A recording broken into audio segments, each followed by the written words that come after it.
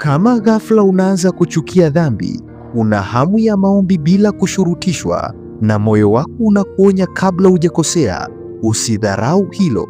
Leo tunakwenda kuangalia dalili 7 zinazoonyesha wazi kuwa Roho Mtakatifu ameanza kufanya kazi ndani yako. Kabla tujaendelea na somo letu la leo, jambo unalotakiwa kulifanya ni kulike video hii, kisha kukaa kwa kutulia na kufuatilia mwanzo mpaka mwisho. Kuna mambo mengi sana ya kujifunza. Lakini pia kama ndo mara yako ya kwanza kabisa kuungana nasi na bado huja subscribe, basi nikupe pole, kwa sababu watu wote wenye akili na wanaopenda kujifunza tayari wamesha subscribe katika channel yetu hii ya Nguvu ya Maono Media. Ili nawe uwe miongoni mwa watu wenye akili na wanaopenda kujifunza, basi hakikisha una subscribe kisha unabonyeza kitufe cha alama ya kengele. Kwa kufanya hivyo, utakuwa miongoni mwa watu wenye akili na wanaopenda kujifunza. Hakika Nguvu ya Maono Media ni mgodi wa maarifa. Twende moja kwa moja tukaziangalie dalili 7 zinazoonyesha Roho Mtakatifu ameanza kufanya kazi ndani yako. Namba 1, unaanza kuhisi hatia unapofanya dhambi. Hapo zamani ulikuwa una uwezo wa kusema uongo, kujibu vibaya au kuharibu uhusiano bila kujali, lakini kwa sasa ukijiona umekosea, unaanza kuona una kitu ndani yako kinakusukuma kutubu, kinakuuma moyoni na kikupi amani hadi umemrudia Mungu. Hiyo si dhamiri ya kawaida, bali ni Roho Mtakatifu akikufundisha kutofautisha mema na mabaya. Ndio maana ukisoma kwenye kitabu cha Yohana sura ya 16 na mstari wa 8 imeandikwa nukuu, naye akisha kuja huyo atauhakikisha ulimwengu kwa habari ya dhambi na haki na hukumu. Kwa hiyo dalili ya kwanza inaonyesha Roho Mtakatifu ameanza kufanya kazi ndani yako. Unaanza kuhisi hatia unapofanya dhambi. Ukijiona umekosea au umekwenda kinyume sehemu, umemkosea Mungu sehemu, ndani yako unasikia moyo wako unaanza kukuuma, unaanza kusikia kuna hatia, unaanza kusikia moyoni unaumia sana, unajiona umekosea, unajisikia kwenda kumwomba. Kama ni umemkosea mtu, unajisikia kwenda kumwomba msamaha. Kama umemkosea Mungu, unajisikia kurudi mbele zake kuomba msamaha. Ukiona dalili hii, basi unatakiwa utambue kuwa Roho Mtakatifu ameanza kufanya kazi ndani yako. Ukijiona ndani yako ukikosea, unasikia kuumia, unaanza kuhisi hatia unapofanya dhambi, ni dalili inayoonyesha kuwa Roho Mtakatifu ameanza kufanya kazi ndani yako. Hapo mwanzoni ulikuwa ukikosea, ulikuwa ndani yako unajisikia tu amani, unaona hakuna kitu chochote kilichotokea. Lakini sasa hivi ukiona umekosea au umekwenda tofauti sehemu, umekosea sehemu, ndani yako unasikia kuna hatia inakuumiza, unasikia moyo wako unakuuma. Zamani ulikuwa ukimjibu mtu vibaya haujisikii, yani unajisikia, unajiona uko kawaida tu. Ulikuwa ukimtukana mtu unajiona kawaida, lakini sasa hivi ukimjibu mtu hata vibaya, ukikosea tu kidogo, moyo wako unaanza kuuma. Ni ishara mojawapo ambayo inaonyesha Roho Mtakatifu ameanza kufanya kazi ndani yako. Lakini dalili ya pili inayoonyesha Roho Mtakatifu ameanza kufanya kazi ndani yako, unapenda maombi bila kulazimishwa. Kabla ulikuwa unaomba kwa sababu ya matatizo, lakini sasa unaomba kwa sababu unahisi kuvutwa na kitu cha ndani kinachotaka uwe karibu na Mungu. Hata usipokuwa kanisani, ndani yako kuna hamu ya kumwomba Mungu na kumshukuru. Hii ni ishara mojawapo inayoonyesha Roho Mtakatifu ameanza kufanya kazi ndani yako. Unapenda maombi bila kulazimishwa. Hapo zamani ulikuwa unaomba kwa sababu ya matatizo, lakini sasa hivi unashangaa unapenda maombi bila kulazimishwa. Unaweza ukajikuta tu ndani yako unajisikia kuomba, ndani yako unajisikia kumwazimisha Mungu, ndani yako unajisikia kupata muda wa kusema na Mungu. Ukiona ishara hii ni ishara inaonyesha kuwa Roho Mtakatifu ameanza kufanya kazi ndani mwako. Unakuwa unapata shauku kubwa ya maombi bila kulazimishwa. Unakuwa unapata shauku ya kuingia kwenye maombi. Unahisi ndani yako kuna kitu kinakuvuta kuwa karibu na Mungu. Hii ni ishara ambayo inaonyesha Roho Mtakatifu ameanza kufanya kazi ndani mwako.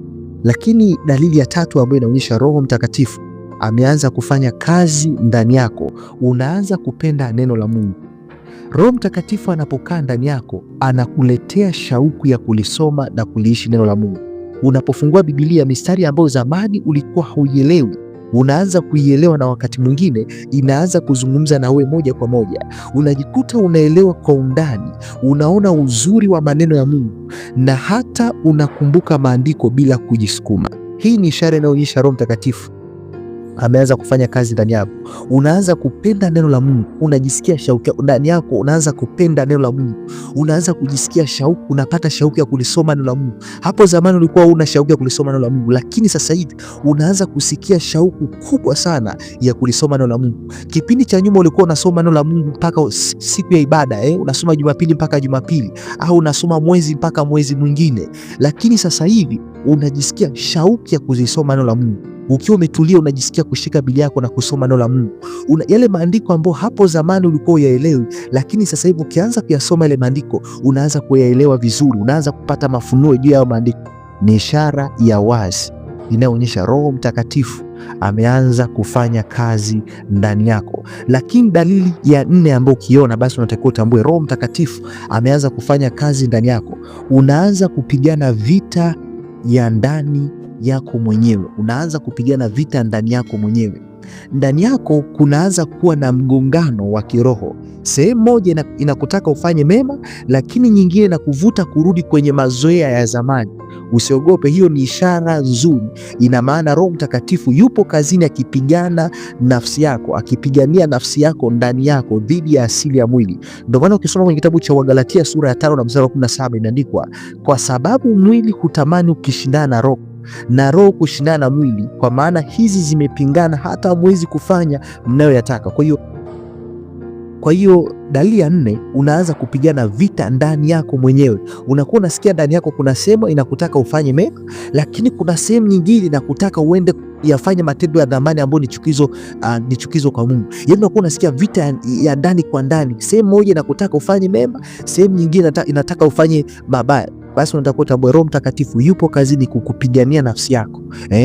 Roho Mtakatifu anakupigania nafsi yako ndani yako dhidi ya asili ya mwili.